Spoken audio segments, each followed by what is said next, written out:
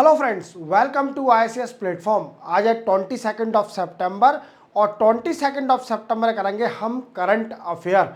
दोस्तों, मैं आपको बताना चाहूँगा कि कल मेरा वीडियो नहीं आया था करंट अफेयर का, क्योंकि मुझे वायरल था, इस कारणवश मैंने वीडियो नहीं बनाया। तो without wasting of time video start करते हैं। देखो, सबसे पहले मैं बताऊँगा कि श्रीलंका में अभी सैटरडे को इलेक्शन हुए, जैसे कि कल इलेक्शन हुए थे और कौन कौन से लीडर जो प्रेसिडेंट इलेक्शन के लिए लड़ रहे हैं, कैंडिडेट हैं, उनका हम नाम जानेंगे और क्या डिस्कस किया जा रहा है। मींस क्या इलेक्शन ये पहली बार हो रहे हैं। आप जानते हो कि इकोनॉमिक क्राइसिस चल रहा है श्रीलंका के अंदर और इकोनॉमिक क्राइसिस के बाद ये पहली बार इलेक्शन है और इसमें कौन सी इलेक्शन प्रोसेस जो कि है इलेक्शन के लिए कराते हैं वो कौन सी है, ये सब जानेंगे। क्लियर। देन आफ्टर हम जानेंगे क्वाड मीटिंग। क्वाड मीटिंग हो रही है, आप जानते हो कि 21 हर लेक्चर में बता रहा हूं 21 से 23 सितंबर को क्वाड मीटिंग होगी और हमारे नरेंद्र मोदी साहब गए इसके अंदर।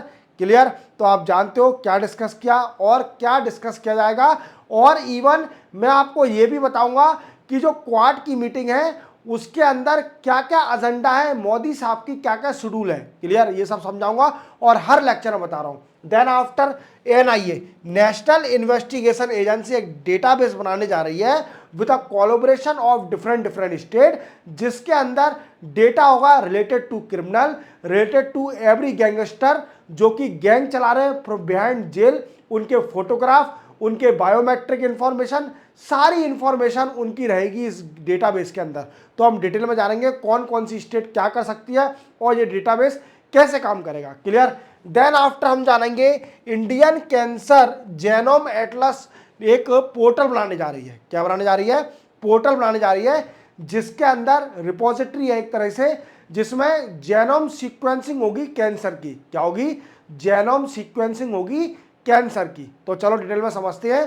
पहले न्यूज, फर्स्ट न्यूज है श्रीलंका इलेक्शन। देखो दोस्तों, जैसा कि आप जानते हो कि श्रीलंका में अभी वोटिंग हुई सैटरडे को और ये इकोनॉमिक क्राइसिस के बाद, इकोनॉमिक क्राइसिस के बाद ये पहली मीटिंग है। क्या है? फर्स्ट मीटिंग है। क्लियर, ये पहली मीटिंग है इकोनॉमिक क्राइसिस के बाद। क्लियर, समझ गए। और इसमें 3 कैंडिडेट जो प्रेसिडेंट इलेक्शन के लिए लड़ रहे हैं, प्रेसिडेंट इलेक्शन के लिए खड़े हुए हैं।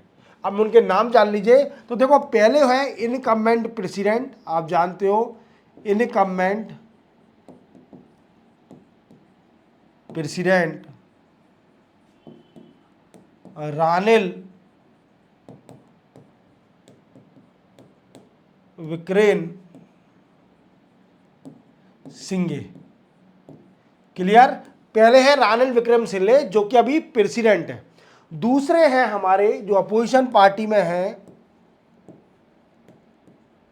अपोजिशन, जिनका नाम है सजिता प्रेमदासा। क्लियर। और तीसरे हैं मार्क्सिस्ट और लेनिस्ट को फॉलो करने वाले, जिनका नाम है अधूरा कुमारा द्रश याके। क्लियर, याद रखोगे ये 3 लीडर हैं प्रेसिडेंट इलेक्शन के लिए। और कल इलेक्शन हो चुके हैं, सैटरडे को वोटिंग डल चुकी है और आज इसका रिजल्ट भी आ जाएगा। संडे को इसका रिजल्ट भी डिक्लेयर कर दिया जाएगा। और ये श्रीलंका में आप जानते हो कि इकोनॉमिक क्राइसिस चल रहा है और इकोनॉमिक क्राइसिस के बाद ये पहला इलेक्शन है, पहला इलेक्शन है। इसके बाद इस 3 कैंडिडेट में कौन प्रेसिडेंट बनता है, और सबसे बड़ा मेजर फैक्टर, अगर कोई भी प्रेसिडेंट बनता है, सबसे बड़ा फैक्टर उसके सामने होगा कि वो श्रीलंका की इकोनॉमिक क्राइसिस को कैसे रिजॉल्व करे, कैसे उसको रिजॉल्व करे। अब क्वेश्चन बनता है कि वहां पर प्रेसिडेंट जो इलेक्शन होते हैं इसके लिए कौन सी प्रोसेस यूज करी जाती है, कौन सी प्रोसेस यूज करी जाती है। जैसा कि आप जानते हो कि हमारे लोकसभा इलेक्शन में हम first past the post system use करते हैं। फर्स्ट पास्ट दी पोस्ट सिस्टम का यूज करते हैं। ये क्या है दोस्तों, ये होता है कि अगर candidate get highest vote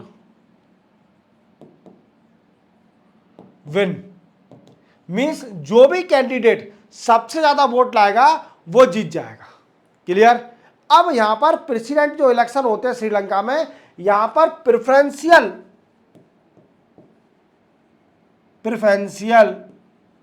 voting होती है।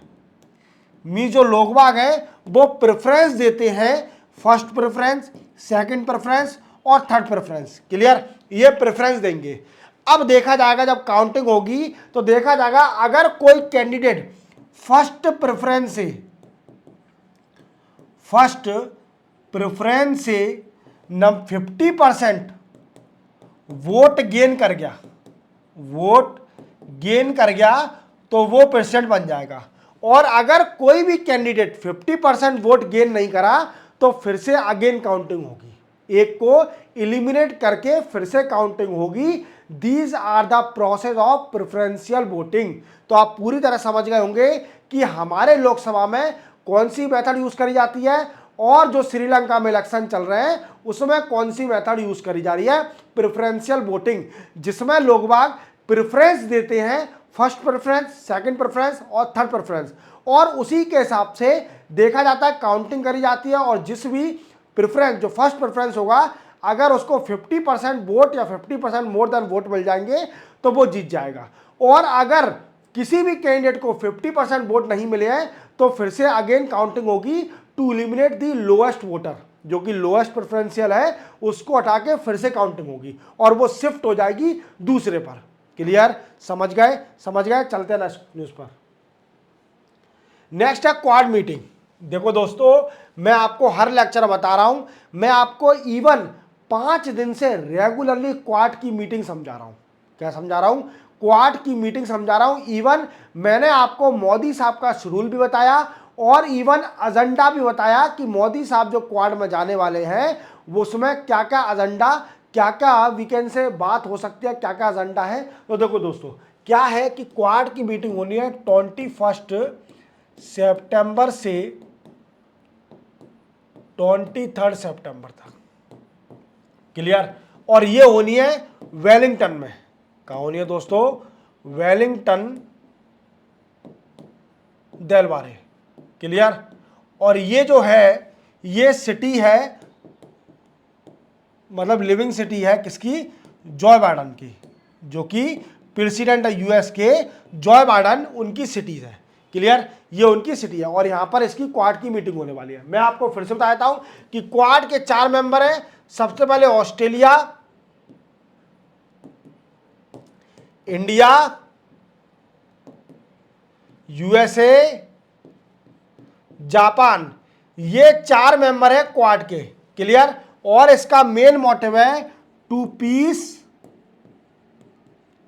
इन Indo Pacific area.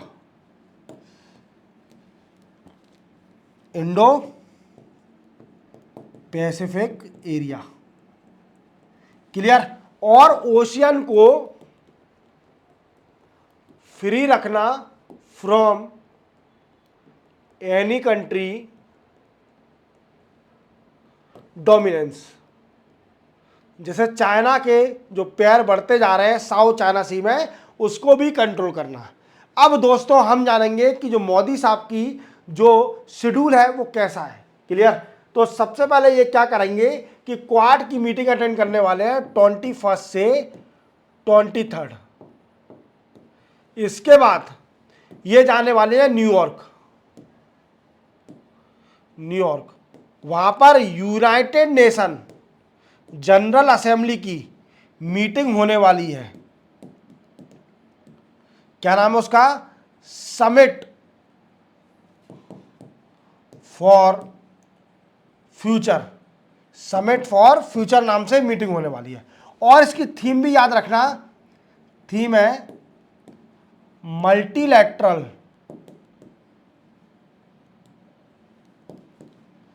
Solution for tomorrow, clear, for tomorrow. और इसको मोदी साहब रिप्रेजेंट करने वाले हैं, रिप्रेजेंट करेंगे। इसके बाद जो इंडियन कम्युनिटी है, Indian community living in New York, उनको रिप्रेजेंट करेंगे। देन आफ्टर ये CEO of US based company, जो कि यूएस बेस्ड कंपनी है, उनके सीईओ से मुलाकात भी करेंगे, क्लियर। ये उनका पूरा शेड्यूल है।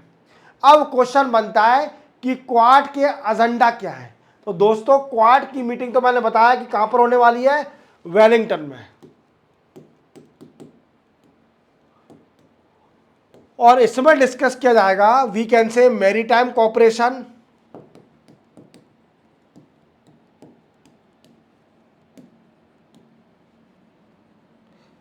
Health security,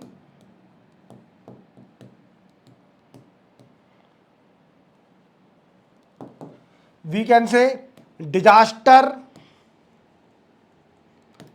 response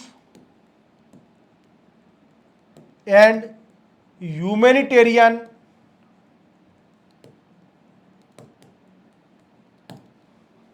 assistance, infrastructure,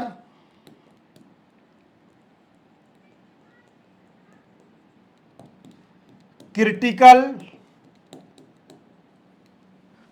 and emerging technology,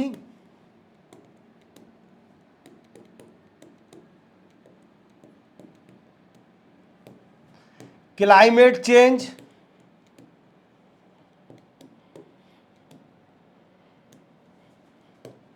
and cyber security, इन सभी पॉइंट पर डिस्कस किया जाएगा, क्लियर। और क्वाड में एक कैंसर मून शॉट का इवेंट होने वाला है। क्या होने वाला है दोस्तों, कैंसर एक मून शूट का इवेंट होने वाला है, और इसको भी अटेंड करेंगे मोदी साहब। और इसका मेन मोटिव क्या है, cancer prevention, detection and treatment. तो आप पूरी तरह समझ गए होंगे कि what is the main motive of the quad meeting, और इसमें मोदी जी का शेड्यूल क्या है, और क्वाड मीटिंग के क्या क्या एजेंडा है, किस किस पर डिस्कस किया जाएगा। तो आप पूरी तरह समझ गए। चलते अपन नेक्स्ट उस पर। नेक्स्ट हो जाए प्रिंसिपल सेक्रेटरी। देखो आप इनको जानते होंगे, ये मिश्रा जी, क्लियर। और ये है principal secretary, principal secretary to PM. अब ये क्या है, एक वर्कशॉप को अटेंड कर रहे थे, workshop organized by national disaster management authority. एक वर्कशॉप ऑर्गेनाइज करी थी नेशनल डिजास्टर मैनेजमेंट ऑथोरिटी ने, क्लियर। अब इस वो रिप्रेजेंट कर रहे थे कौन, principal secretary to prime minister, जो कि मिश्रा जी है, क्लियर। अब इन्होंने एक बात बोली, वो बहुत इंपॉर्टेंट है। उन्होंने बोला कि जैसे कि आप जानते हो हमारे इंडिया में जो कि क्या कहते हैं जिसको, इंश्योरेंस पेनिट्रेशन बड़ा ही कम है in term of health, disaster, life, wealth, ये इंश्योरेंस बड़ा ही कम है, क्लियर। और इन्होंने वी कैन से इंश्योरेंस की इंपॉर्टेंस को बताया, और इंश्योरेंस की इंपॉर्टेंस को बताया कि हर आदमी का इंश्योरेंस होना चाहिए, चाहे वो हेल्थ हो, चाहे लाइफ हो, चाहे डिजास्टर मैनेजमेंट हो, चाहे वो वेल्थ हो, हर आदमी का इंश्योरेंस होना चाहिए। हर आदमी के पास हर चीज का, जितनी भी वेल्थ है उसका इंश्योरेंस होना चाहिए। और उन्होंने दो एग्जाम्पल दिए, जो कि प्रधानमंत्री फसल बीमा योजना, और दूसरा एग्जाम्पल दिया कि जो आयुष्मान भारत योजना है, आयुष्मान भारत योजना, इन दो के एग्जाम्पल दिए कि ये गवर्नमेंट की स्कीम है, government scheme that help in insurance, that help in insurance, clear, जो कि इंश्योरेंस में मदद कर सकती है। तो आप पूरी तरह समझ गए होंगे what is the real statement of the principal secretary Mishra to PM that in event organized by the national disaster management authority. तो इंश्योरेंस की इंपॉर्टेंस दी इन्होंने इस इवेंट के अंदर, क्लियर, वर्कशॉप के अंदर, क्लियर। चलते अपन नेक्स्ट उस पर। नेक्स्ट है एनआईए। जैसे आप जानते हो कि एनआई का फुल फॉर्म होता है national investigation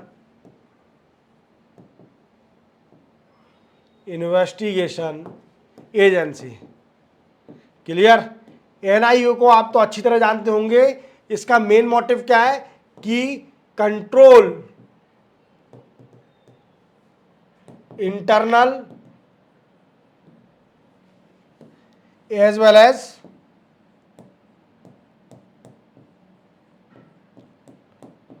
external security, transnational crime, ये सारे इसके मेन मोटिव है, क्लियर। अब एनआईए करने का जा रही है, देखो एनआई ने बोला है कि हम एक डाटाबेस बनाने जा रहे हैं। क्या बनाने जा रहे हैं? एक डाटाबेस बनाने जा रही है एनआईए।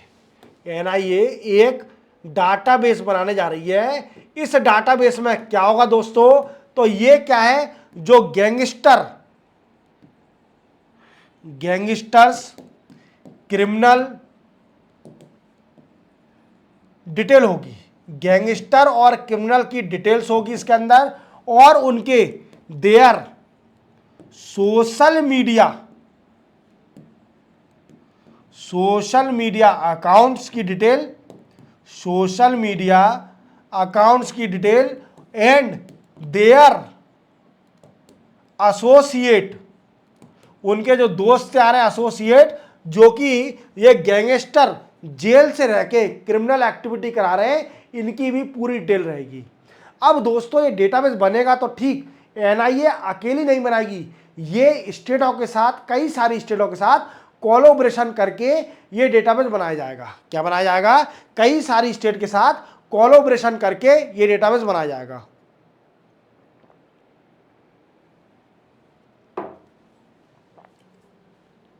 और एक और बात याद रखना, दिस डेटाबेस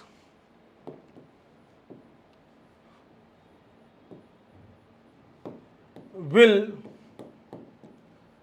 develop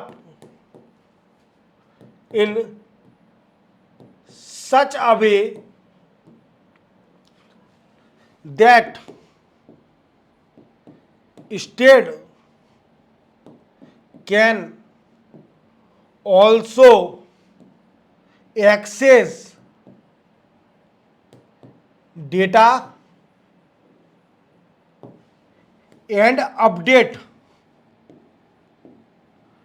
मतलब जो पार्टिसिपेशन स्टेट है, जो कि स्टेट कोलैबोरेशन करेगी एनआई के साथ इस डेटाबेस को बनाने के लिए, तो स्टेट भी इस डेटाबेस को एक्सेस कर सकती है, इवन इसमें क्रिमिनल भी जोड़ सकती है, इसको अपडेट भी कर सकती है। इस डेटाबेस को इस तरीके से बनाया जाएगा। अब क्वेश्चन बनता है कि इस डेटाबेस में क्या क्या इंफॉर्मेशन होगी। तो देखो दोस्तों, इसमें क्रिमिनल एंड गैंगस्टर की इंफॉर्मेशन, उनकी बायोमेट्रिक इंफॉर्मेशन,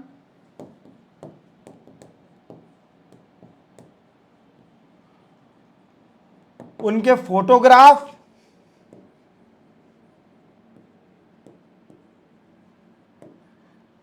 इवन फोटोग्राफ भी होंगे और बायोमेट्रिक इंफॉर्मेशन और उनकी इंट्रोगेशन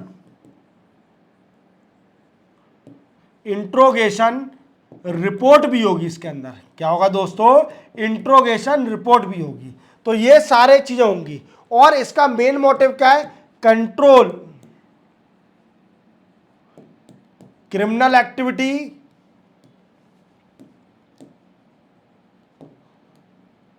हवाला सिस्टम,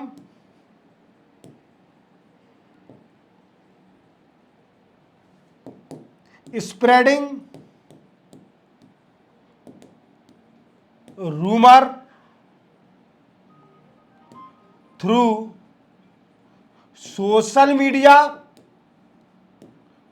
ये सारे इसके वर्क होंगे। तो आप पूरी तरह समझ गए होंगे कि जो नेशनल इन्वेस्टिगेशन एजेंसी है वो कुछ स्टेट के साथ कोलैबोरेशन करके एक डेटाबेस बनाने जा रही है, जिसके अंदर क्रिमिनल की एक्टिविटी, उनके इंफॉर्मेशन, उनके फोटोग्राफ, उनकी repository, we can say interrogation detail, biometric information, सारी चीज की इंफॉर्मेशन इसके अंदर होगी। क्लियर। इवन स्टेट जो पार्टिसिपेशन स्टेट है वो इसको एक्सेस भी कर सकते हैं डेटा को और इसको अपडेट भी कर सकती है। अब क्वेश्चन बनता है कि इनिशियल स्टेट पर कौन कौन सी स्टेट एनआई के साथ कोलैबोरेट करेगी। तो देखो दोस्तों, इसके सबसे पहले पंजाब, हरियाणा, दिल्ली, यूपी, महाराष्ट्र, राजस्थान एंड बिहार। तो आप पूरी तरह समझ गए होंगे कि इसका डेटाबेस का मेन मोटिव क्या है। क्लियर। चलते हैं अपन नेक्स्ट न्यूज पर। नेक्स्ट और लास्ट न्यूज है इंडियन कैंसर जेनोम एटलस। क्या है दोस्तों, एक इंडियन कैंसर जेनोम एटलस बनने जा रहा है। क्या बनने जा रहा है, इंडियन कैंसर जेनोम एटलस बनने जा रहा है। ये किसके इंस्पायर है, तो दोस्तों आप देख लीजिए कि यूएसए ने 2006 के अंदर एक USA based cancer genome Atlas बनाया था, जिसको बोलते हैं TCGA। क्या बोलते हैं, TCGA। इसके अंदर 20,000 जेनोम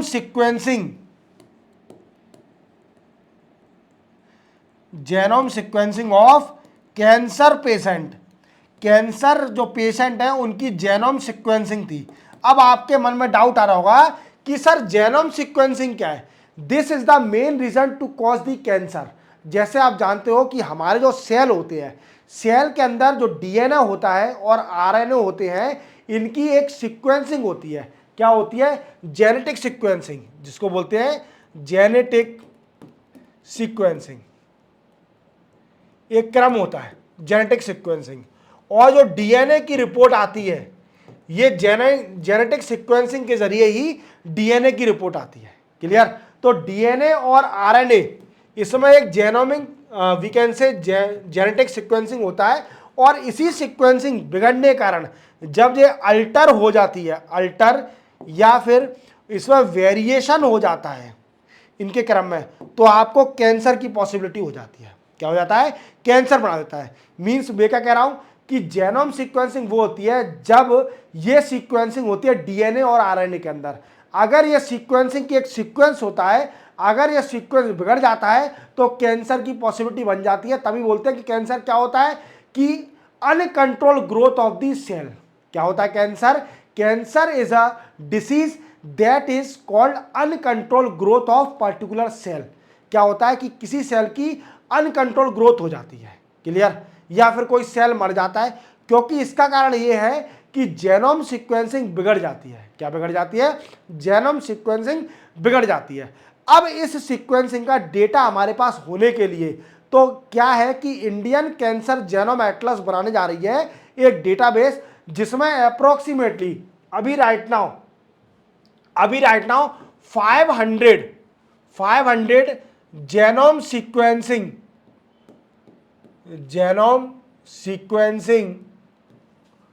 ऑफ ब्रेस्ट कैंसर की जेनोम सीक्वेंसिंग होगा और देन आफ्टर अपडेट कर दिया जाएगा। फिर इसके अंदर 5000 जेनोम सीक्वेंसिंग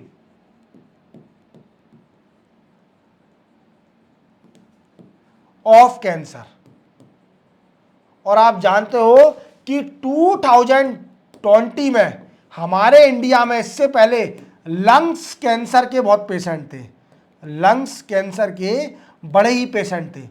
अब हमारे इंडिया में 2020 के बाद ब्रेस्ट कैंसर के ज़्यादा पेशेंट हो गए। क्या हो गए? ब्रेस्ट कैंसर के ज़्यादा पेशेंट हो गए as compare to the lungs cancer. और ये बेनिफिट क्या करेगा? जो जेनोम एटलस बनने जा रहा है तो ये क्या करेगा? Research and treatment of